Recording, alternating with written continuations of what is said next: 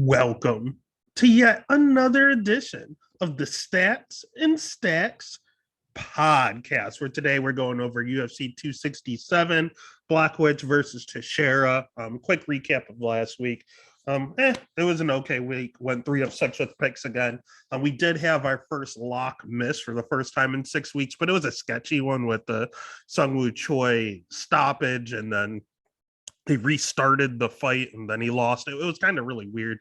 We're just going to go ahead and put that behind us, start fresh, because we have a 15 fight offering here. No fights have fallen off. We're just days away from this event. And do not forget this event. The prelims kick off at 10:30 a.m.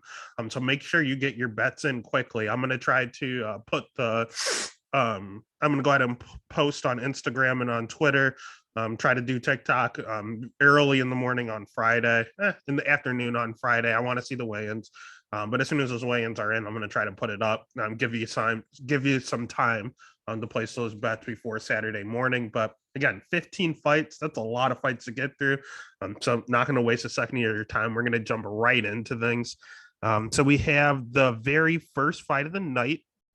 Let's pull this up for you. Sorry, some technical difficulties, of course. Alrighty. So we have first fight of the night being Tagir Alambulov going up against Alan Nascimento.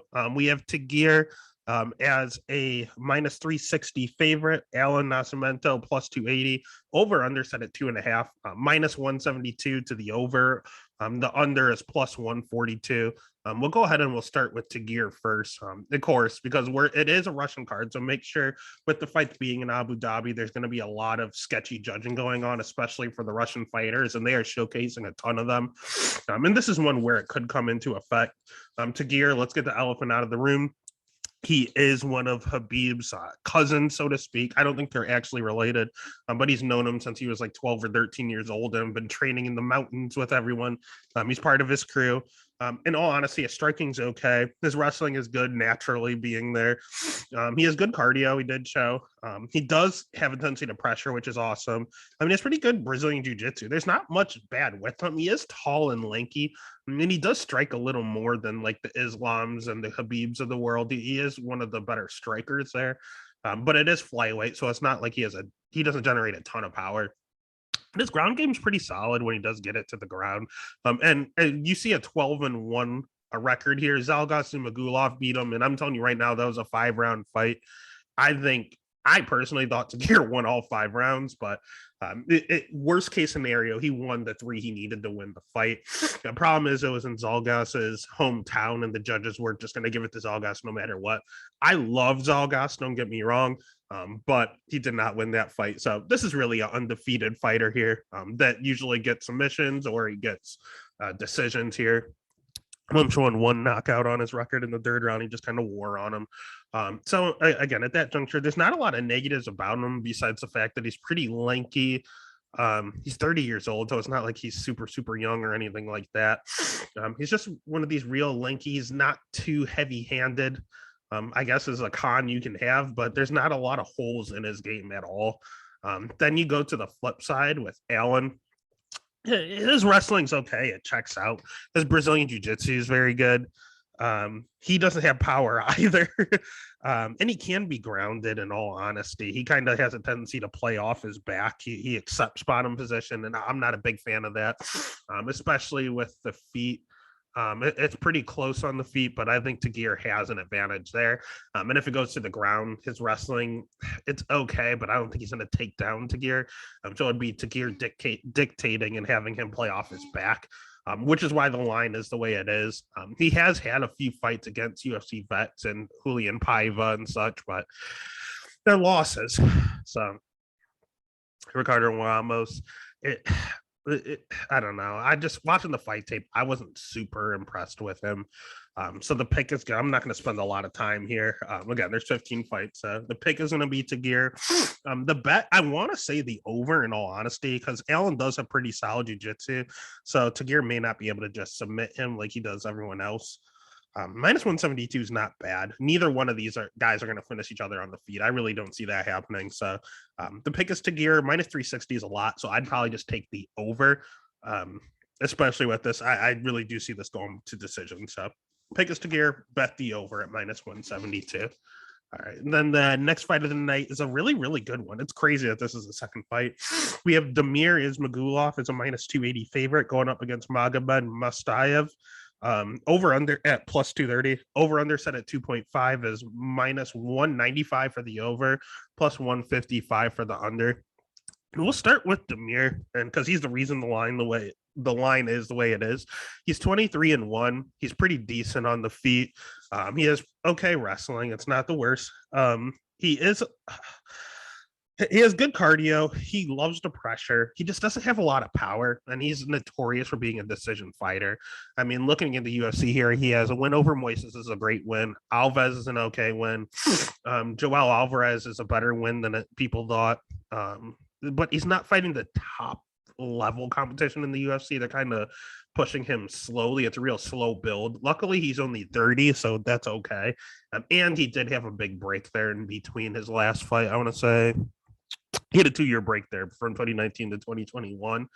But I mean, in all honesty, there's not really much negative to say about him. The dude is a machine. He just marches forward and just outstrikes you. He's really, really good at striking. But again, he doesn't have a lot of pop on his punches.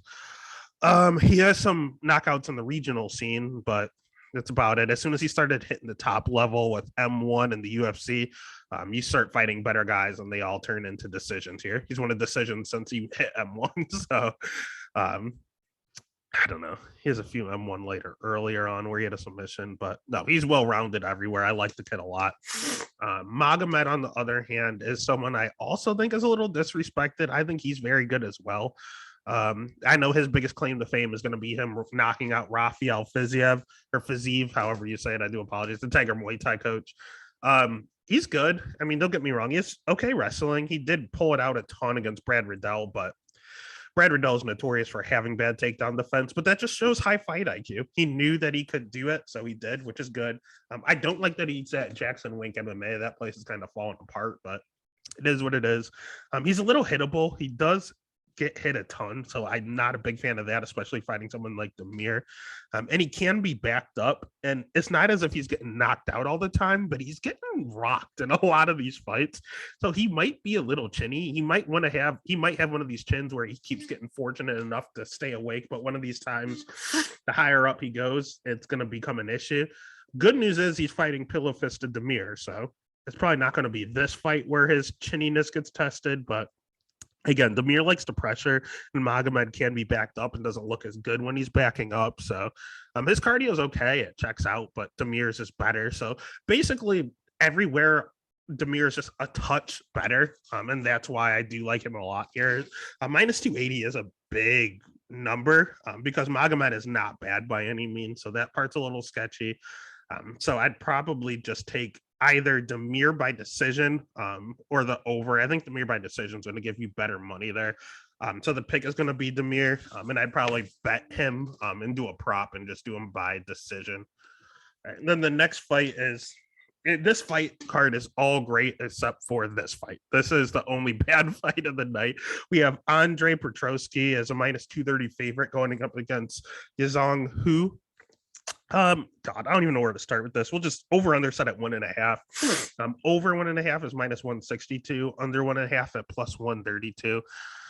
God, which one do you want? We'll start with Andre. Andre has really good wrestling. The striking's a little rudimentary, but it's not the worst. He's just a little green there. Obviously, his biggest claim to fame is the Ultimate Fighter. He was the one that was supposed to win the show, but got taken out. And the reason he got taken out is because of his gas tank. His cardio is bad. And even his last fight, yes, he got a 3rd round finish. He was talking about, they all said, I have a bad cardio, I have a bad gas tank. He clearly is kind of like calming it down a little. He kind of took round 2 off, in my opinion. He came out and he looked great in round 1, rocked Gilmore, and then took him down and controlled him. Round 2, he completely took off, and then came back in round 3 and got the finish. So I don't really consider that a great gas tank when you just kind of did nothing the whole second round. His jiu-jitsu is okay. He's got a choke. He's a big, strong guy, but he's a little tad bit chinny, and his gas tank is just the biggest issue. Then on the flip side, we have Hugh. And God, this guy is a mystery. He came into the UFC as a 3-0 prospect. One of these guys that were over at the Chinese PI Institute over there.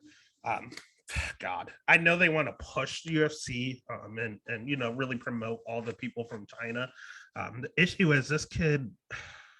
I don't know, man. This kid, he's 3-2. His 2 losses are his 2 UFC fights.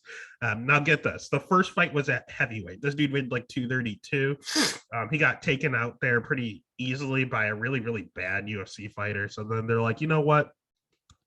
I'm going to drop down to light heavyweight. He goes down and fights Rashad Collier, and he's also not a good fighter at all. They're trying to give him a win, and he loses that one. And now he's like, you know what? I'm going to go down to middleweight. So he kind of has a Jared Cannonier thing going on. Whenever he loses, he drops a weight class. Could he be a killer at middleweight? He could. God, he's only 26. The last time we saw this guy was in 2018. So it's been 3 years. He was only 23 when he was fighting these guys. It's just, I don't know. It's too much of a mystery. That is a big price tag. There could be a potential, like, the way I see it, there's a lot of these people taking long layoffs that are coming back and winning. You're seeing like the Misha Tates of the world, and but these are all like established people that come back and win. The people taking long breaks and God. Then I start thinking about like the big thing, red flag I have is Alessa Kmore versus Nick Mergamedu. I can never say his last name, the guy that fought last week. He was a young prospect.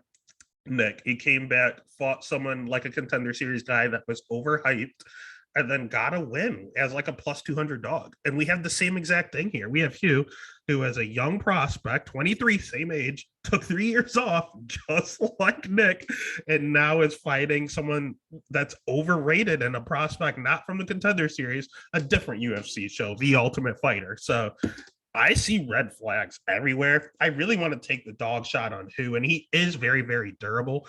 I want to take the shot, but in retrospect, I remember how bad he looked. So I'll go ahead and I want to take the over, but I'm remembering how easy Cyril Asker took him down. And that's a big concern for me. This is a total pass.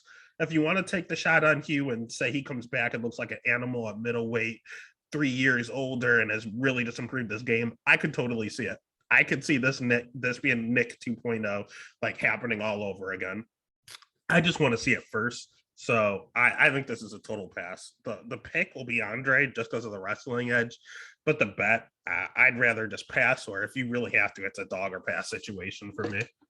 All right. And then the next fight of the night, we're looking at Lerone Murphy as a minus 310 favorite up against McQuan Americani. Over 2.5 is set at minus 120, under 2.5 minus 110. We'll start with Lerone. Lerone, it sucks because every black guy you see from Britain, you just compare them to Leon Edwards, but that's exactly how he fights. It's exactly like Leon Edwards. He's nasty on the feet. He has underrated wrestling. His ground game is whatever. He can protect himself. It's not the greatest there. His takedown defense is getting better. It was rough. Don't get me wrong. Who was it? The guy that's fighting later on in the card. Zabira took him down multiple times. But you see it getting better each time. I don't like his volume. He's very low volume. That is a little bit of sketchiness for me. And he does fight better going forward. He doesn't look the best going backwards, but he's so loose and bouncy, man. This kid is pretty good, in all honesty. He's not super old. He's also just 30 years old. So the UFC really wants to push him, especially with the people he's already been fighting with Ricardo Ramos, Douglas De Silva. I mean, he's fighting top guys, and now they're giving him McQuan. I mean, these are notable guys, but after McQuan, if he wins, they're going to have to give him a pretty bigger name here. But I don't know if he's going to win.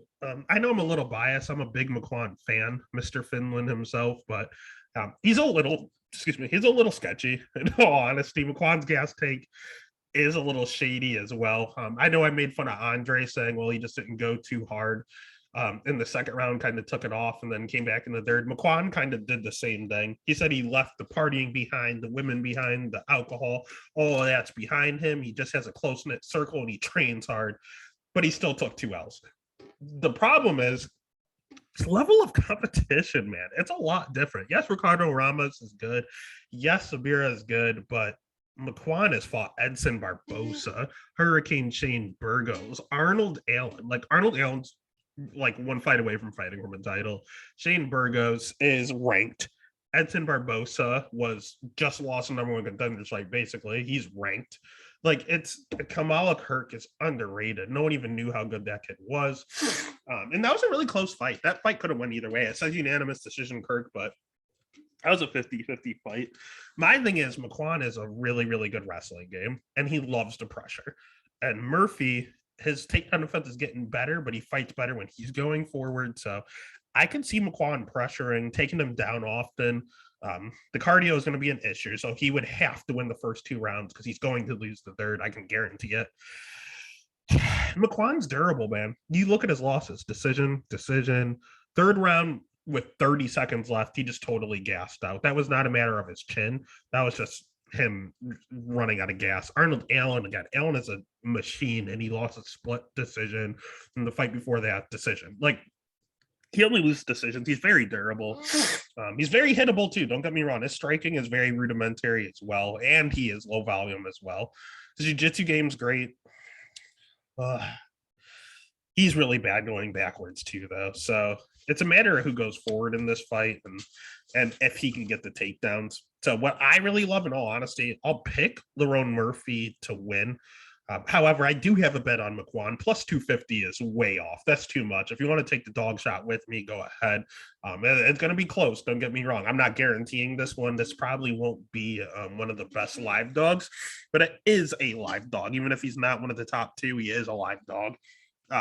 But that over 2.5 looks phenomenal at minus 120. I think that's really, really good odds. Give me that one all day. So that might end up being one of the total locks, in all honesty. So the pick will be Murphy, but the bet is the over 2.5. All right, and then the next fight of the night, talk about names I can't say. God, Michael Oleksiak. I believe the Dogger Pass podcast, they call him Mikey O. I like that a lot better because it's 10 times easier. So we have Mikey O going up against Shamil Gazmazadov. A for effort. Over 2.5 is minus 172. Under 2.5 at plus 142. We'll start with Mikey O and talk about Dogger Pass podcast. I also love the Die Hard MMA podcast, and I think he's on to something. Mikey O, if you look at his record, this dude was a stud. This dude was all of his fights were in the first round. Look at this. First round knockout, third round, first round knockout. Even when he's losing, second round, first round, like he's getting taken out early or he's taking you out early.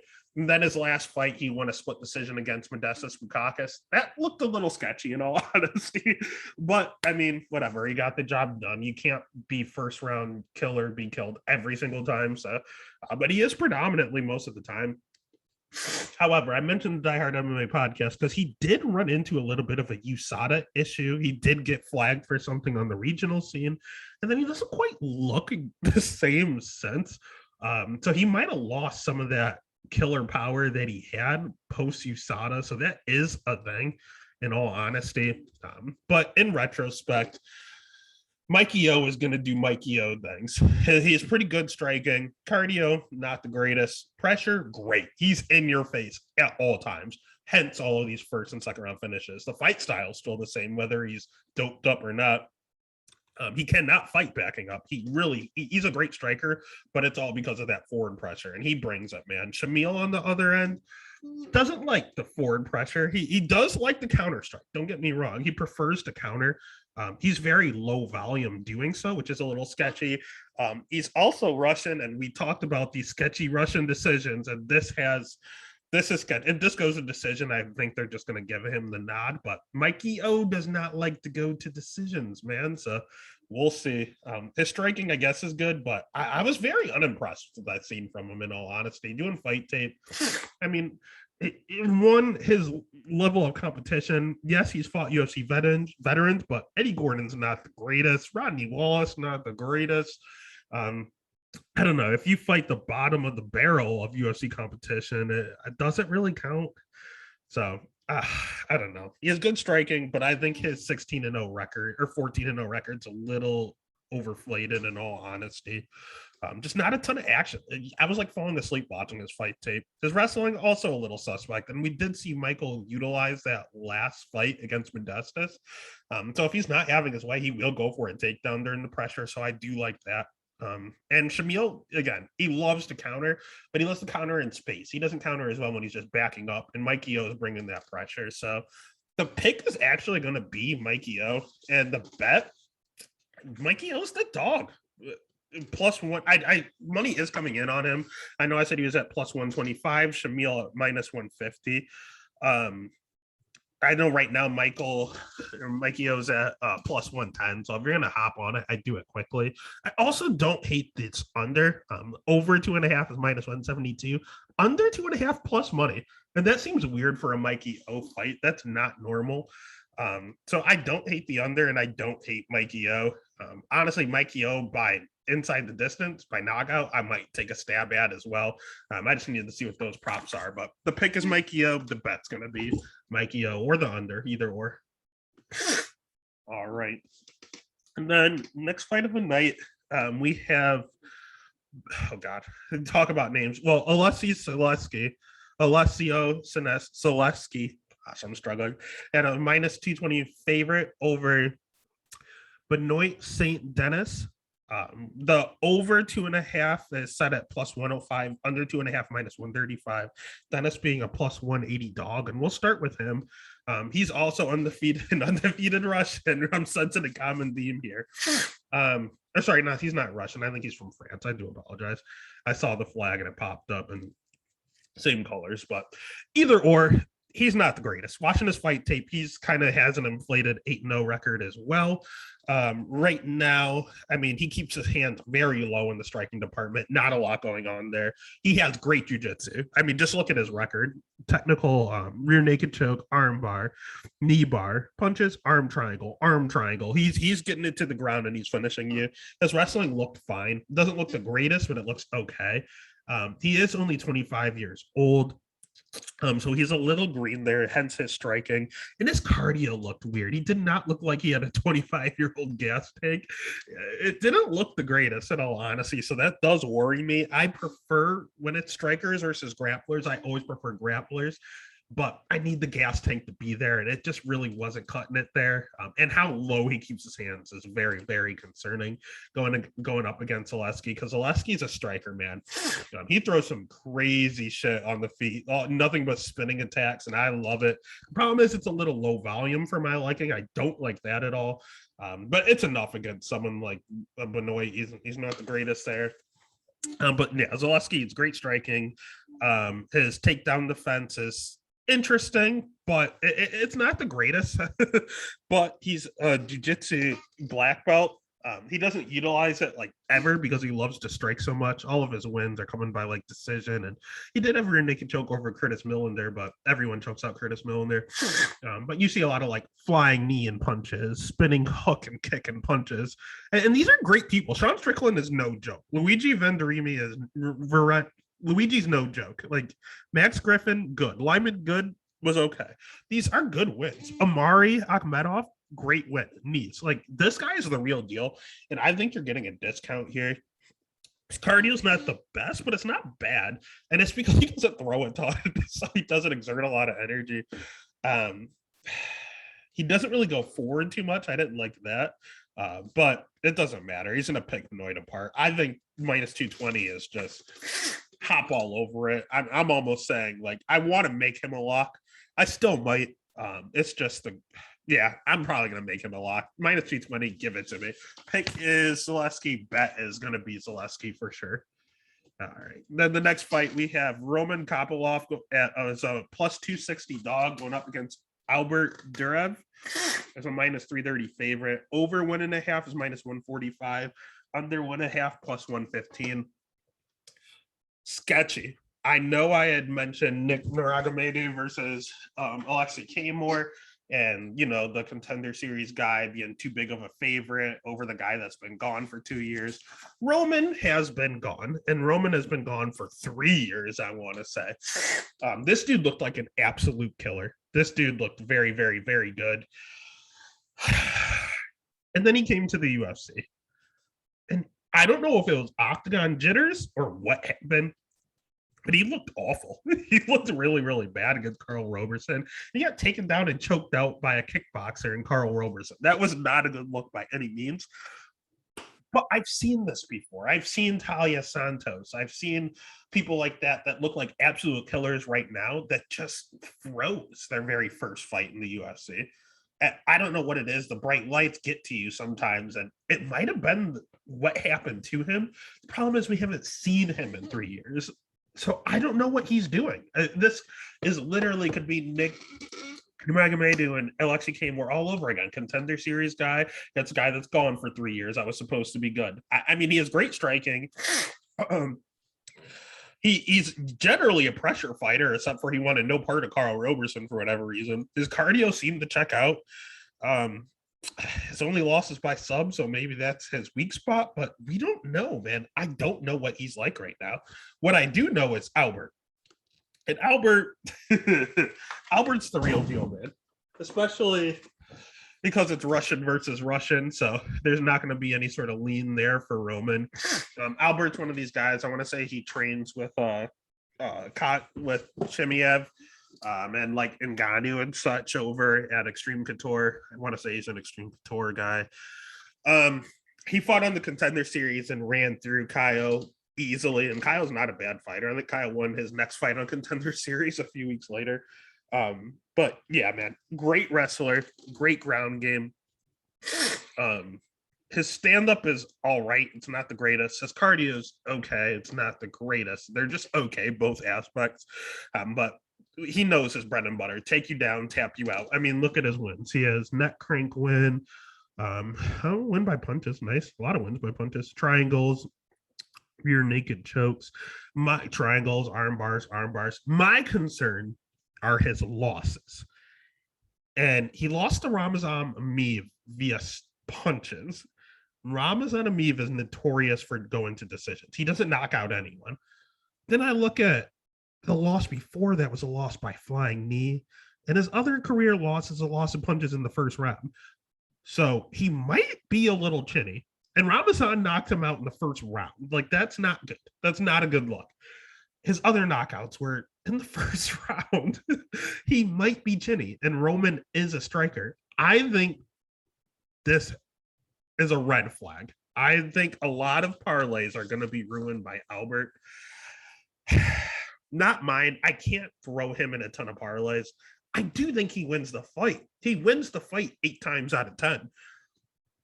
But he may be chinny going up against someone we have not seen in 3 years that's predominantly a striker, and we don't know what he looks like. We don't know how he's been training. I need to see him on the scales. I know Albert was like calling out Israel Adesanya after his Contender Series. Like, I fight them all.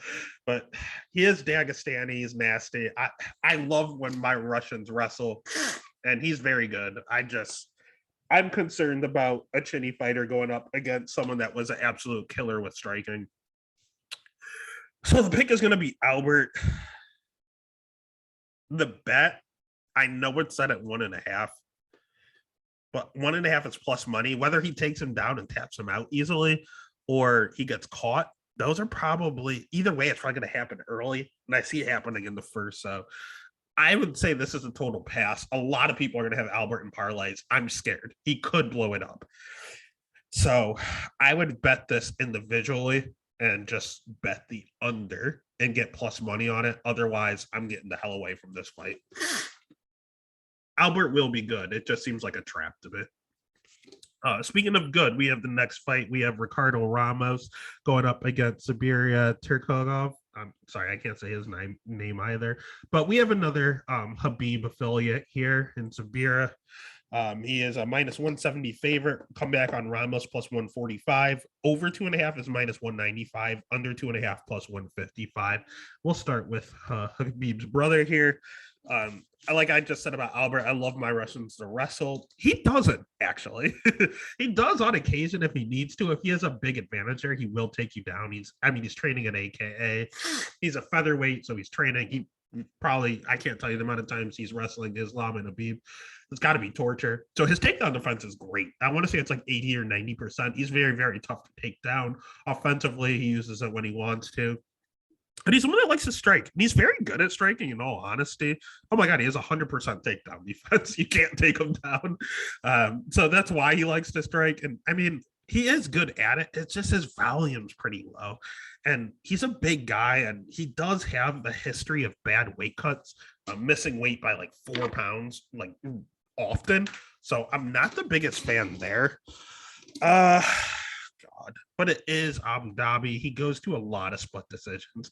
Hakeem Dawadi, split decision. He knocked out Kevin Aguilar. Lerone Murphy, split draw. Hanato Moicano, split decision. Philippe Nover, split decision. I don't like that. The last 1, 2, 3. He's been to a split decision 4 out of his last 5 fights. That's sketchiness. That's real sketchy. I don't like that. I know the judges should be in his favor, but I don't really want any part of that. And you don't know how the judges are going to see things, especially someone like Ramos, because his striking is not the greatest. It's okay. Don't get me wrong. It's getting better and better each fight. I do like Ramos a lot. He's one of my guys. He wins me a lot of money. He's kind of still on the young side, I believe. Yeah, he's still only 26. He came in super early. His jiu-jitsu game is ridiculous. I do like that he moved over to Team Alpha Male to kind of help with his wrestling. His wrestling's okay. It's gotten better. It's not bad by any means. It's not great, in all honesty. But he can get the job done. It's just Zabir is 100% takedown defense. I think he's going to struggle. So if this turns into a striking match, though Ramos' striking is getting better, he is very, very hittable. I do like that he has a 4-inch reach advantage. But he also has questionable durability. I mean, he's losing to Lerone Murphy by knockout that looked ugly. Syed Nurmagomedov, someone that Saeed, so he's already fought someone in this camp and he knocked him out in the first round. God, rear naked choke by Manny Vasquez. So he's gotten finished on all 3 of his losses. I like Ramos a lot, but he is kind of a killer be killed guy as well. God. That being said, I love Ramos. I have a bet on Ramos, but I just like the odds at plus 150 when I got him. I think that was too much value on him, but I think it's Zabira's fight to lose. I think he's going to win. And if I had to bet it, I know his chin is sketchy. I'll probably just take the over. I know Zabir is only a minus 170, so it's better value just picking him. But he is the king of split decisions, and I don't want to. I want to cover both sides, so I'll pick Zabir, and I'll actually take the over 2.5 at minus 195 as a bet. Otherwise, it's probably a stay away spot, just because I don't know about that chin of Ramos. Next fight of the night is another one where I placed a bet based on I like the person that they had value. It's Amanda Ribas as a minus 160 favorite, and I had Verna at plus 135.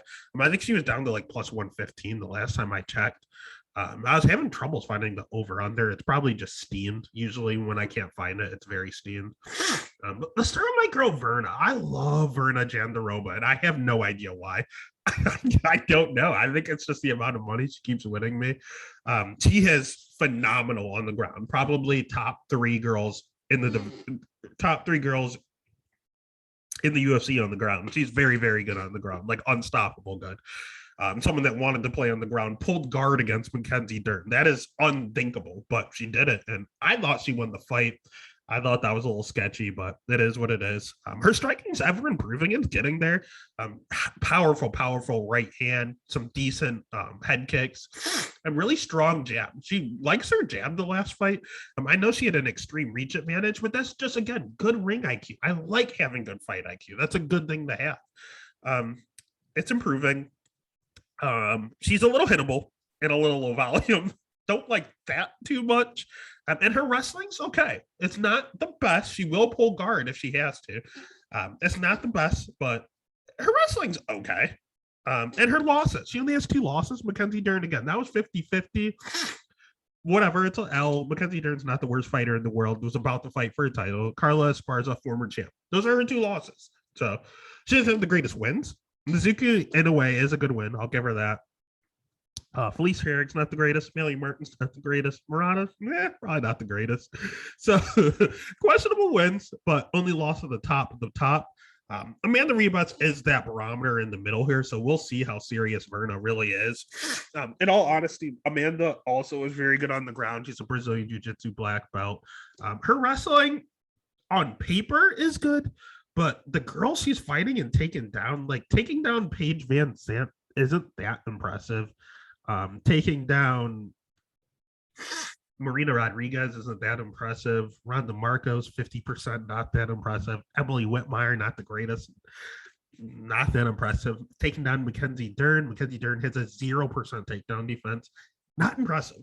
So, like, yes, it shows that she's a very good wrestler, but she's only fought one person that has decent takedown defense, and that's Emily Whitmire. And she's not even with the promotion anymore, I don't believe, because she's very bad. So, I don't know. A little sketchy there. Striking does need to improve. It's not the greatest. It's okay. I'd say that just like Verna, she's a jiu-jitsu practitioner and her striking's okay. But I will say it's a little better than Verna's. I will give her that.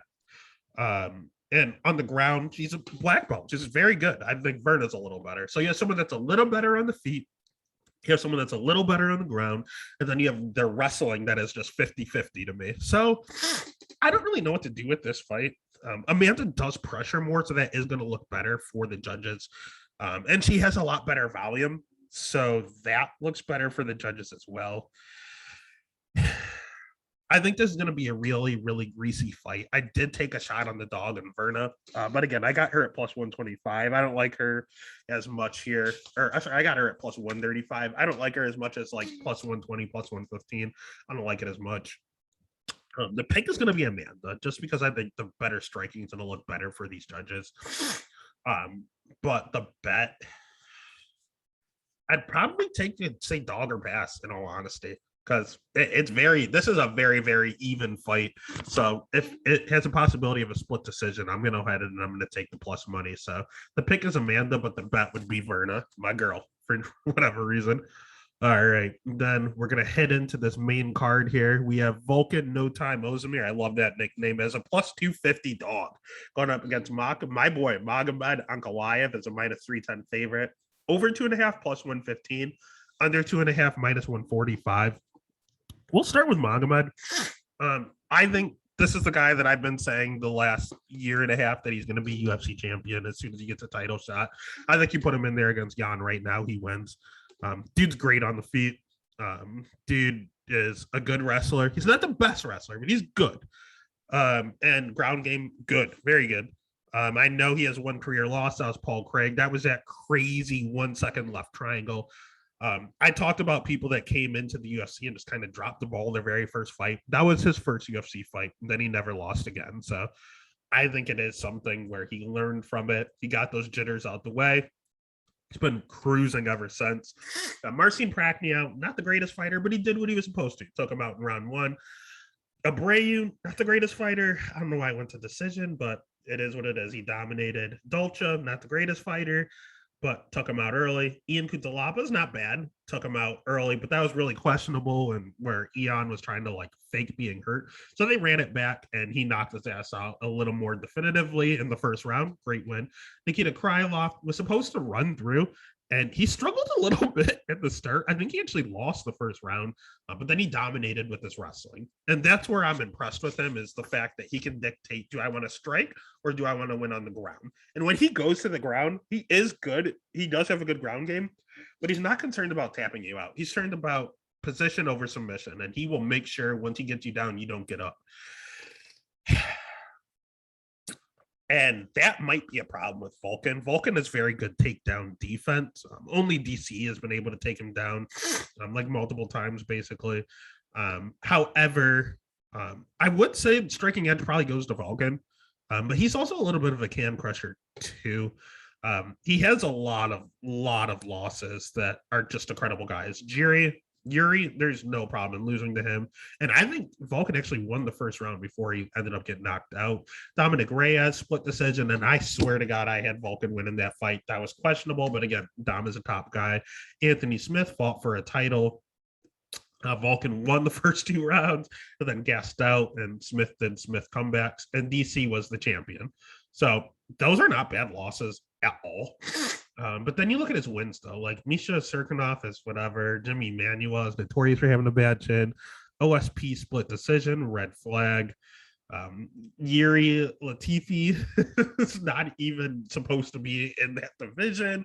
So, Alexander Rakic, split decision. It is what it is. So he doesn't have the best wins. He has okay wins, same as Magomed. So it's going to be very interesting here. I'll give Volkan the striking edge. He has really high volume, but he does slow. Again, 80% takedown defense is pretty good. But Magomed's so hard to predict what he's going to do. And even though Volkan has a lot of volume, he is a little hittable. So that's a little bit concerning. So the pick is going to be Magomed, especially because Volkan slows. I don't like this price tag. I mean, minus 310 in a fight where he probably wins 60 to 70% of the time, 60% of the time. I don't like minus 310 at all. And I think Volkan has the better striking. So I think Magomed's going to end up taking him down. So the over 2.5 being plus money, I do like. So the pick is going to be Magomed. The bet is actually just going to be the over 2.5. All right. And then the next fight is what everyone's been waiting for. We have the return of the smashing machine, Kazmat Chimaev, going up as a minus 575. I think it was minus 600 at this point favorite, going up against the Leech, Li Jingling, at plus 425. Overs hit at 1.5, minus 115, under minus 115. Let's just do it. Let's start with the boy, Kazmat. He's so good. He's so good. He fights at middleweight and welterweight. He doesn't give a fuck. He will fight every week if you allow him to. He knocked out John Mearshart with one single punch. Reese McKee went down early with ground and pound. John Phillips, Darce choke. He's just kind of deciding how he's going to win. He's known for having unstoppable cardio. However, all of his fights end in the first and second round, so we don't really know yet, but the legend is that his cardio is like top tier. Great volume, great wrestling, some of the best in the division, great jiu-jitsu, good striking, good cardio. The only con I have with Chimaev is that COVID battle where he said he was going to retire. That was a little sketchy. And in all honesty, it was bad. He almost died like multiple times. So I totally get him saying he may never fight again. They were saying that it's because he kept going to the gym while having COVID and it just wasn't helping his recovery at all. So I am going to be interested to see him on the scales after this time off and after being so sick. So that is something to look out for. He's only 27, and I think this might have been his biggest stretch of time off, in all honesty. It is. So having a 1.5-year break, I need to see what that's like. The good news is he's fighting the Leech, who just had a loss to Neil Matt. Well, he just came off the biggest win of his career against Santiago Ponzinibbio. Looked good there. Great power. He hits super, super hard. He has very good striking. He's very underrated in the division. This is not a pushover. I mean, plus 425 is making me look at him, but it is Chimaev. I don't think I can. But the Leech, again, knocking out. He's so nice. He's one of the nicest guys in the UFC. Great knockout over Santiago. The fight before that was a loss to Neil Magny because Neil took him down 4 times. And I think Kazmat has just as good wrestling, if not better. So that is a little concerning. He has good volume, the Leech. I'll give him that. But he likes to counter a lot too. So Kazmat's going to come forward. I don't know. I mean, the Leech probably has better striking, but I really don't know at this point. Right now, there's just an aura over Chimaev, and no one wants to touch it. No one wants to step in and say he's going to lose because this guy literally has like, if you took Khabib's wrestling and gave him Connor's like striking and aura, that's kind of what this guy has right now. He is just like on an untouchable, undefeated ordeal right now. So I'm going to need to see him lose before I bet against this guy if he really is that good. So pick is going to be Khamzat because the UFC wants to push him. I mean, his fourth fight, they tried to give him a number 1 contenders fight. That's how much they believe in this guy.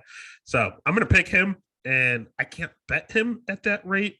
So then you're looking at the over under, and I'll say the Leech survives for a little. So I'll say I would bet the over, but I think the numbers are just too high that it's unbettable, unfortunately. All right. And then the next fight is my lock of the night, guaranteed, no questions asked. We have Alexander Volkov going up against Marcin Tybura. Marcin is plus 240 dog. Alexander Volkov minus 300, over 2.5 minus 115, under 2.5 minus 115. Let's get it, Alex. Alex is my boy. I love Alexander Volkov. I think he's my favorite heavyweight, in all honesty. I like skinny Alexander a little better. But his takedown defense is better being jacked Alexander. This dude literally put on 25 pounds of muscle. He got taken down like 13 times by Curtis Blades. Curtis Blades is the best wrestler probably in the history of the heavyweight division. However, Volkov, after getting taken down 13 times, he said never again. And he literally put on 25 pounds of muscle. And I thought it would mess with his cardio a little, but he went a full 5 rounds against Gane and looked okay. He didn't seem to slow too badly. Gane again is a current champ, about the interim champ, about the fight for the unification belt. So, I mean, technically, Gane is the champ. Excuse me. And he went toe to toe for 5 rounds. Great striking, great cardio, good chin. I know he shows a knockout loss on here to Derek Lewis, but he whooped the shit out of Derek Lewis for literally 14 minutes of that fight, and then got clipped with literally 10 seconds left. It happens. It was unfortunate it happened, but it happened. Man, wins over Verdum looks great. I know Verdum was able to take him down and control him a little, but he finished the job, man. Knocked out Alistair Overeem, Walt Harris, Greg Hardy. He won. He did what he was supposed to do, man. He's beating a lot of great guys here, so all the power to him.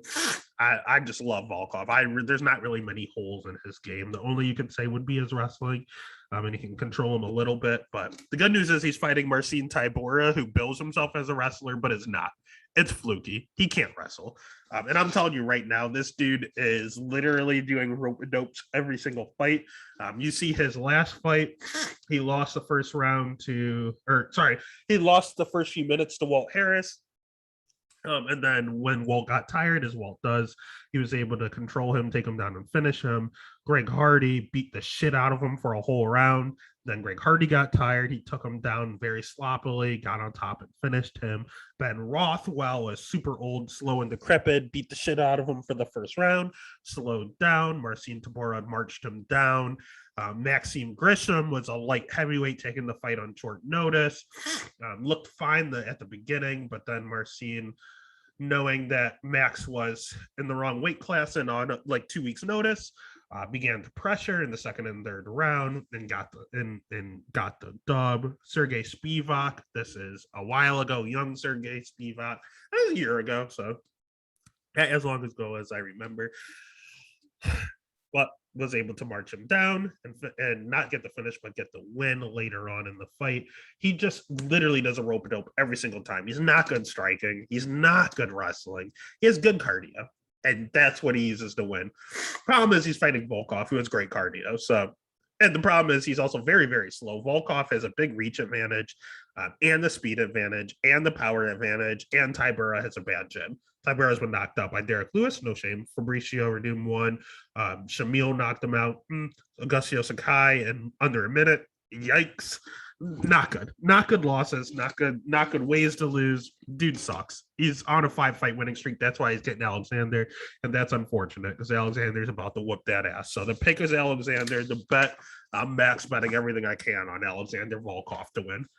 All right. Then next fight of the night, you want to talk about max bets. It's just unbettable. Unfortunately, we have Islam Makhachev going up against Dan Hooker. I love Dan Hooker, especially as a plus 450 dog. Islam minus 625 against someone like Dan Hooker seems absurd, but it's justified. The pick. I mean, right now, the over under set at 2.5. Over 2.5 is minus 150. Under 2.5 plus 120. I might take a stab at it because Islam. Let's be real. His wrestling is phenomenal. Best wrestler in the lightweight division currently. His striking's okay. People will say he's chinny. I mean, he got knocked out one time. Shit happens. I mean, what are you going to say? He got clipped. No one's perfect. Everyone's human. But that's his biggest weakness is that he's been knocked out before. The dude's 20-1. Like I know it's just a lucky shot. He is a little low volume. Not a fan of that. That's his biggest weakness, in my opinion. Otherwise, jiu-jitsu's phenomenal. I mean, he's tapping out Moises. That's tough to do. Great wrestling, like I said, and okay striking. So then you look on the flip side, and we're in Russia here. So if this thing goes to decision, there's not a doubt that Islam wins. No one wants to fight him. That's his problem. He would have a better strength of schedule if people would accept fights. Luckily, Dan Hooker's game, man. I love Dan Hooker. He doesn't care. He'll fight anyone, anywhere. Then he puts his pants on just like him. Problem is, Islam has big boy pants. Dan Hooker does, but he's about to get his shit rocked. Just solely on the fact that he has great striking. Dan Hooker is some of the best striking in the division, high volume, but he does have a tendency to slow at times. He also, he's like, oh, I'll just knee him in the face when he comes in, just like I did to Jim Miller.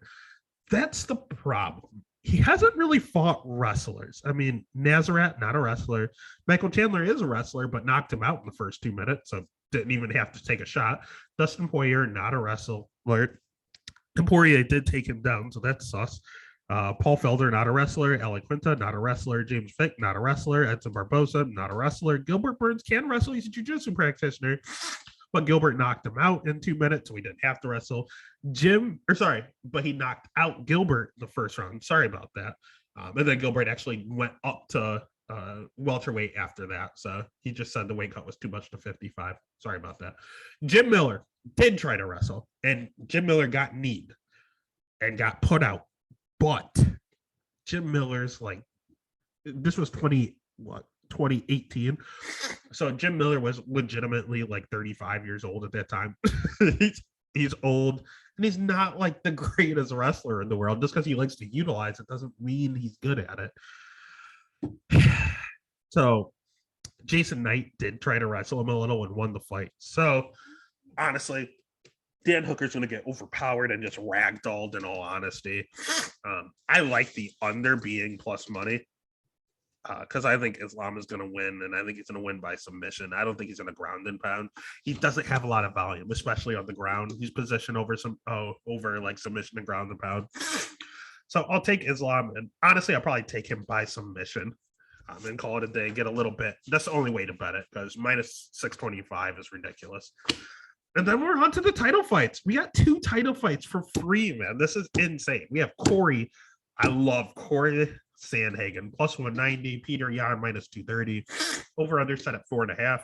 Over 4.5, minus 135. Under 4.5, plus 105. We'll start with Corey. Corey, high volume. Great striking. Good jiu-jitsu. 3-inch reach advantage, great cardio, and I like everything about Corey, except for his takedown defense. It's a little questionable. It is a little concerning. TJ Dillashaw only got him down, I think, the one time, which is good. It's improving, which is super, super good. Frankie Edgar got flying knee to hell in the first 20 seconds, so we didn't really see. Aljamain took him down and choked him out. Let's see who else took him down. Just a lot of people have taken down Corey. Is not the greatest, but he has good jiu-jitsu, and it's not like he's ever in trouble or held down there. He does get up. He does like to hit in and out. Once he hits you, he's popping out right away. He does get chin checked a few times, I noticed in his fights. When he does that in and out stuff, he goes in, he clips, throws a 3-punch combination, and then he tries to bounce out real quickly. And he's real quick. He always has his hand up, but sometimes it slips through a little. And I think if someone's going to catch him with that, it might be Jan, in all honesty. But he seems durable. I mean, yes, he's been rocked in the Aljamain fight. He did rock him, and that's why I took him down so easily and choked him out. He's not rocked often. It's not like it's one of these guys where he's always getting hurt. He has good wins. I mean, Batista's a good win. Lineker, a great win. Masan Sao, Marlon Moraes, Frankie Edgar. I thought he won the TJ fight. I had money on TJ, so I'm happy, but I thought he won the fight. So I love Corey. I love that he's in this position. I think that it's great that he's fighting for a title. That makes perfect sense. I don't like that he's fighting Jan for it, because Peter Yan is a stud, man. I kept saying he's a little overrated, but he's good. The little cheater is good. We're in Russia. God, we're in Russia, so if it goes to decision, Corey's in a little bit of trouble as well. This dude has great cardio, some of the best cardio I've ever seen. Great striking, and surprisingly good wrestling, man. He's taking down people like Aljo. He took down Aljo. He took down Aldo. Took down Faber, Rivera. He is sneaky good at wrestling because you don't expect it. You don't see it coming. He also has high volume. He has great takedown defense. God, he's so good. This is going to be a banger. I hope it goes all 5 rounds just because I'm so just entrenched in this fight. I wouldn't be surprised if it didn't go all 5, but if it does, it's going to be one hell of a war. I really just want to sit back, relax, and enjoy this fight. On a pick perspective, it's going to be Peter. I think he is just a touch better on the feet. He's a touch better and he gets better as the fight goes. Peter Yan in round 3 is 10 times better than Peter Yan in round 1. So if Corey's going to do it, it's going to have to be a quick finish because Corey does start kind of hot now. He used to be a slow starter, but now he's starting kind of hot. So the pick will be Peter. The bet, I do have a bet on Sandhagen just because it was plus 220 or it was plus 200 when I did it. And Corey plus 200, that's an auto bet. But now looking back at it, I do think Peter probably is the right play. God. I think he just had to pass. I love this fight. I just want to watch it as a fan. Pick is Peter, bet if you really have to bet, I'd just bet Corey for the value, I guess, but I'm not recommending it. I think you just want to sit back and enjoy it.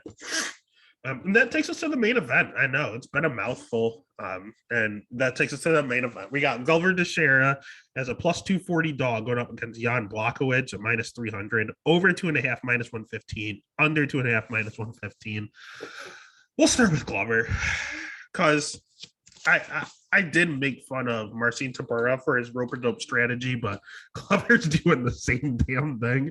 Dude's 42 years old. It's not his fault, but I mean, his fight against Thiago Santos, Thiago is this close to finishing him, but he survived, and then he choked him out. Anthony Smith beat the shit out of him round 1, but somehow gassed. Anthony Smith generally has good gas tank. That's what he's known for, but he gassed, and Glover took advantage of him and finished him in round 5. Nikita Krylov was a split. That's suspect. Ian Kutalaba came out aggressive, rocked him, but then Glover came back and finished him. Carl Roberson, he just kind of took him down and arm triangled him. So it's not the greatest wins, in all honesty. I mean, they're not bad by any means. They're good wins. It's just a lot of his opponents' gas tanks. Thiago, Anthony Smith, that fight for whatever reason had a bad gas tank. So bad gas tank, bad gas tank, bad gas tank, bad gas tank, and just has no idea what's going on the ground. Then his losses, though, I mean, Alexander Gustafson's not a bad loss. Corey Anderson, not a bad loss.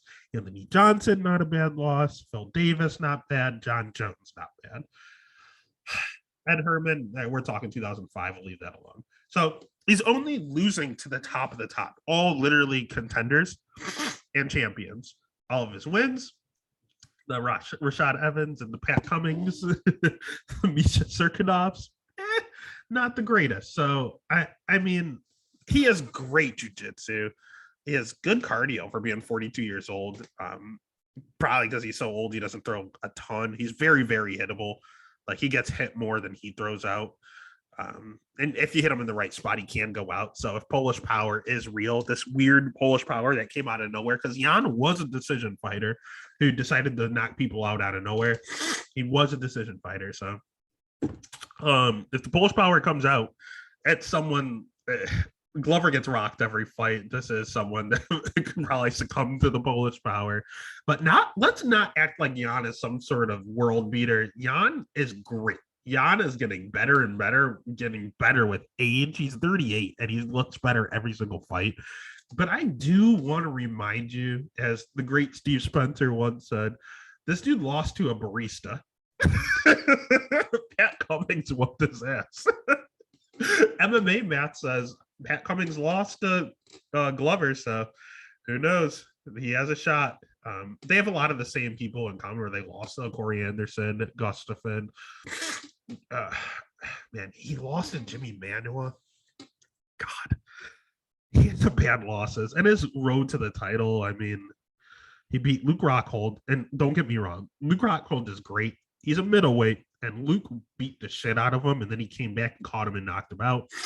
He won a split decision against Souza, who's also a middleweight. He clipped Corey Anderson, great win, and he won the title against Dom Reyes, clipped him, great win. Great win against Izzy Adesanya, but he's also a middleweight. I don't know why Jan is fighting so many middleweights in his last 5 fights. 1, 2, 3, 4, 5. He's fought 3 middleweights his last 5 fights. He beats them, but Jan might be. I think he's great. I think people don't give him enough credit, and now they finally are. And I understand that for this fight, but as soon as he wins this fight and he runs into a Magomed Ankalaev or a Yuri, I'm going to hop all over it if they're plus money, because Jan is probably going to win this fight. I'll pick him to win. He has the better striking. He has the better wrestling. His jiu-jitsu is not bad. It's not on Glover level, but it's not bad. And he does have a reach advantage. So the pick is going to be Jan. The bet, I do have a bet on Glover just because the dude just keeps doing it. I can't question him. He's 42, but plus 250 on Glover. I'll just take it. Why not take the stab? The bet, I don't like that it's set at 2.5 and it's even. It's just a pick 'em.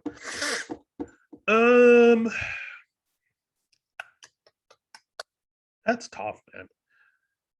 What you do is you put Jan in parlays, and if that parlay is still surviving, Glover's such a big dog that you just throw money on Glover. So the pick is Jan. The bet will be Jan specifically in a parlay, not straight up, only in parlays, and then you hedge if that parlay is surviving. Otherwise, that's stats and stacks for UFC 267. Do not forget it starts at 10:30 a.m. Set your alarms. The official picks, bets, and totals will be up on Instagram, Twitter, TikTok on Friday. Otherwise, make sure you give the video a like. Make sure you give of those platforms a follow, and make sure you get paid. Let's get it.